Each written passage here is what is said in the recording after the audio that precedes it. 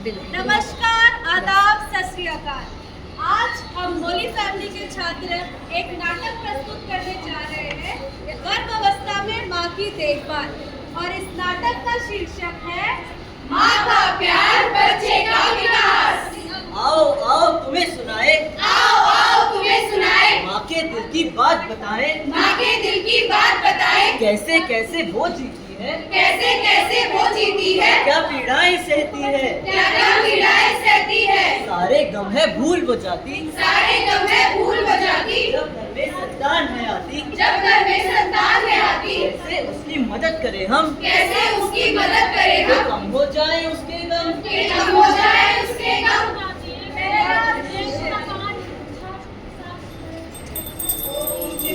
जगदीश हरे, स्वामी जय जगदीश हरे। हे भगवान, मैं तुझे इतनी महंगाई में भी रोज देसी घी के लड्डू चढ़ाती हूँ। क्या तू मेरी बहू की गोद में एक लड्डू गोपाल नहीं डाल सकता? मैं भी तो चाहती हूँ कि कोई मुझे दादी बुलाए, मेरे घर में बच्चे की किलकारियाँ गूंजे। क्या तू मेरी इतनी सी भी नहीं सुन सकता इस बुढ़ापे में? अरे बहू, क्या हुआ तुम्हें? माँ जी उल्टी। हे भगवान, तूने मेरी शायद इतनी जल्दी सुन ली। उल्टियाँ वो कर रही है, मन ही मन वो डर रही है। घर में बच्चा आएगा, दादी मुझे बुलाएगा। हे भगवान, मेरा सर चकरा रहा है। सर जो तेरा चकराए, या दिल डूबा जाए। आजा प्यारे पास हमारे, काहे घबराए, काहे घबराए। अरे ये क्या हुआ तुम्हें अचानक से? अरे बेटा, तू नहीं समझ रहा, शायद जो मैं समझ रही हूँ ना, ये वही है। तो चलो माँ जी, डॉक्टर को दिखाई लेते हैं। डॉक्टर को? डॉक्टर को क्यों? रुक, अभी आशा को कॉल करती हूँ, पास में ही है वो। आशा घर की ओर बढ़ते हुए। अरे घर पे कोई है? अरे आओ आओ बेटा। माँ जी नमस्ते। नमस्ते नमस्ते, इतनी जल्दी आ गई तुम? अरे आपने बुलाया और हम चले आए।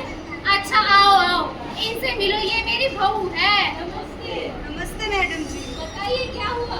यही कुछ 2-3 दिन से मेरा जी मचला रहा है और आज सुबह तो मुझे उल्टियाँ भी हो गई। आखिरी बार महीना कब आया था आपको? अरे अरे, ये भी खड़े हैं, ऐसे कैसे बता दूं? अरे बहू, इतना क्यों शर्मा रही हो? इनसे भी कोई छुपाने की बात है, बता दो। 1 2 3 4 5 6 7 8 9 10 11 12 13। मैडम जी कुछ याद नहीं आ रहा है मुझे। कोई बात नहीं, हम पास के सेंटर चलते हैं और वहाँ पे आपकी कुछ जांचें करवा लेते हैं। आइए। हाँ चलिए चलिए। गांव से निकल सेंटर की ओर चले, स्वास्थ्य की राह पर हम सब मिलकर चले। नमस्ते दीदी। नमस्ते। इनसे मिलिए, इनका नाम चुटकी है। नमस्ते मैडम। नमस्ते। इनको बहुत समय से इनकी तबीयत ठीक नहीं है और आखिरी बार महीना कब आया इनको वो भी याद नहीं। तो चुटकी, तुम्हें याद नहीं तुम्हें आखिरी महीना कब आया था? नहीं मैडम जी। तो चलो कोई बात नहीं, तुम्हारी एक जांच कर लेते हैं, उससे पता लगाते हैं कि तुम गर्भवती तो नहीं हो। ये रही यूपीडी की, इसके माध्यम से हम गर्भवती और सेंटर में भी पता लगा सकते हैं कि तुम गर्भवती हो या नहीं हो। अरे मैडम जी, क्या रहा नतीजा? अरे 2 गुलाबी लाइन से तो खुशखबरी है, जिसकी तुम माँ बनने वाली हो। पापा मैं पापा बन गया, देखो मैं पापा बन गया, देखो मैं पापा बन गया, देखो मैं पापा बन गया। चलो जिसकी अब तुम्हारा पंजीकरण करवा लेते हैं। पंजीकरण? भला ये क्या होता है? अरे पंजीकरण माजी, यानी कि रजिस्ट्रेशन। ये एक ऐसी प्रक्रिया होती है जिसके अंदर हर गर्भवती महिला को एक RCH नंबर दिया जाता है, जिसके द्वारा हम उसकी जानकारी और जितनी भी जांचें हुई हैं उन सबका रिकॉर्ड रख सके। अच्छा, ये रहा तुम्हारा RCH नंबर। चलो इसके साथ साथ तुम्हारी कुछ जांचें भी करवा लेते हैं और तुम्हें साथ में दवाइयाँ भी दे देते हैं। क्यों मैडम जी, दवाई क्यों? मेरी बहू कोई बीमार थोड़ी है जो इसको दवाई देंगे, हमें नहीं देनी कोई दवाई। चल वो घर। अरे माँ जी, जैसे ही महिला को ये पता चलता है कि वो गर्भवती है तो इसके साथ ही जरूरत उसके बच्चे के विकास के लिए और मानसिक स्वास्थ्य के लिए कुछ नियमित जांचें होती हैं जो करवानी चाहिए। नहीं नहीं, हमें कोई नहीं दवाई लेनी, मुझे तो अपने लड्डू को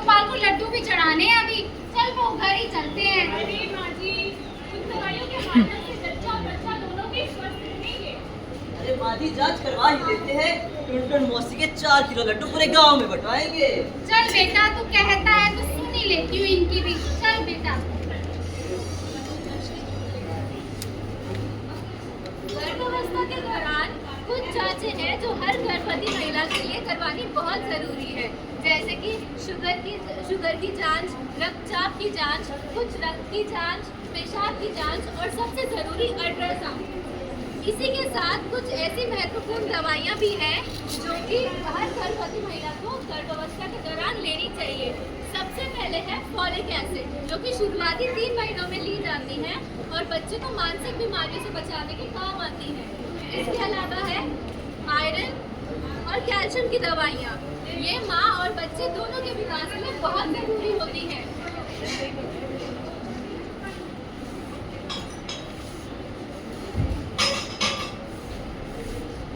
अब हमारी चुटकी को तीसरा महीना शुरू हो गया है, तो चलिए देखते हैं। टिंग टोंग। अब कौन आ गया सुबह सुबह? अरे अम्मा, कैसे हो?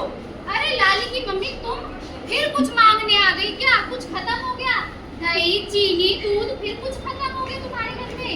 अरे आपको तो यही लगता है कि मैं कुछ मांगने आई हूँ। मैंने तो सुना था आपकी बहू पेट से है, तो मैंने सोचा हाल चाल ही पूछ आती हूँ। अच्छा अच्छा, ठीक है, चलो आओ तो मैं चाय पिलाती हूँ। अरे बहू, सुनती हो क्या? हाँ माँ जी। तो कब चाय लाना? अरे ये क्या कर रही हो? तुम्हें पता नहीं है क्या गर्भावस्था के टाइम में भारी सामान नहीं उठाना चाहिए? अरे लाली की मम्मी, कैसी बात कर रही हो? मेरे टाइम पे तो मैंने 2-2 घड़े उठा के अपने सर पे रखे हैं। अरे माँ जी, आपका टाइम अलग था, ये टाइम अलग है।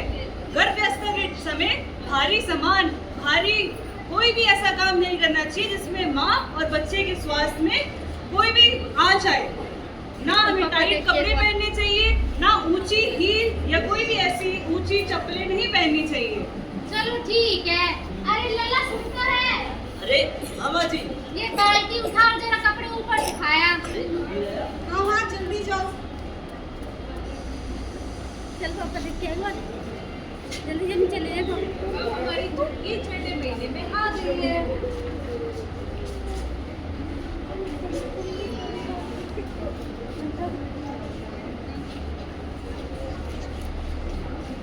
ए जी, सुनते हो? इधर आओ। अरे अभी आया? लगता है हमारा बच्चा पेट में घूम रहा है। अरे हमारा बच्चा तो फुटबॉलर बनेगा। तो जैसे कि चुटकियाँ 5वें महीने में आ चुकी है, उससे अपना बच्चा घूमते हुए महसूस हो रहा है। ये एक नॉर्मल प्रतिक्रिया है जिसके अंदर माँ को अपना बच्चा दिन में 10 से 12 बार घूमते हुए महसूस होता है। अगर आपको अपना बच्चा एक दिन के अंदर 10 या 10 से कम बार घूमते हुए महसूस हो, तो अपने पास के डॉक्टर के पास जाके अपनी जाँच करवाएं। अब चुटकी 9वें महीने में पहुंच चुकी है। अरे बहू, सुनती हो क्या? हाँ माँ जी। मैं आज ही गिन रही थी कि तुम्हारी डेट जल्दी नजदीक आ रही है डिलीवरी की। तो कहीं घूमने चलें? हाँ माँ जी। ठीक है, चलो गांव में चलते हैं। हमारा जो पुश्तैनी घर है ना, उसमें तुम्हारी डिलीवरी कराएंगे। मेरे लल्ला की डिलीवरी भी वहीं हुई थी। माँ जी, लेकिन गांव का घर तो बहुत दूर है और कम से कम 10 घंटे तो लग ही जाएंगे। और क्या मेरा बच्चा घर में पैदा होगा? क्यों, तुम्हारा पति नहीं हुआ? मेरा बेटा भी तो घर में ही पैदा हुआ है। मैं तो इस लल्ले की डिलीवरी अपने घर में ही कराऊंगी, वो भी पुश्तैनी घर में। तो जैसे आपने देखा, गर्भावस्था के दौरान लंबी यात्रा नहीं करनी चाहिए। इससे माँ और बच्चे दोनों की जान में खतरा आ सकता है और हमें अस्पताल में डिलीवरी करानी चाहिए। इससे माँ और बच्चा दोनों ही स्वस्थ रहेंगे और साथ ही उनको लाभ भी मिलता है अस्पताल में अगर डिलीवरी कराते हैं तो। अरे माँ जी, घर पर हो क्या? अरे कैसे आना हुआ? नमस्ते। मैंने सोचा भाभी की आप डिलीवरी की मेरी बात आ रही तो एक बार मिलते ही आ जाएंगे। उम्मीद करती हूँ आप लोगों ने डिलीवरी बैग तो रेडी कर ही दिया होगा। डिलीवरी बैग ये क्या होता है? क्या आप लोगों को डिलीवरी बैग के बारे में नहीं पता? नहीं।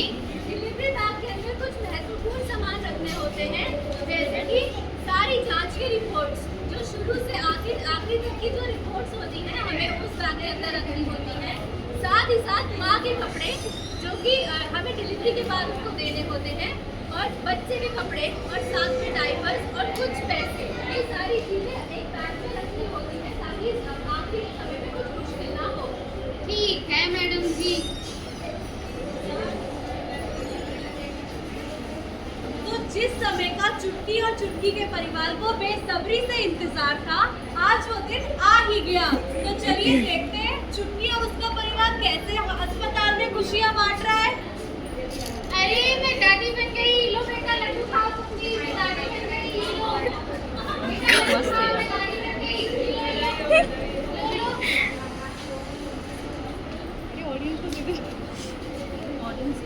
खाली तब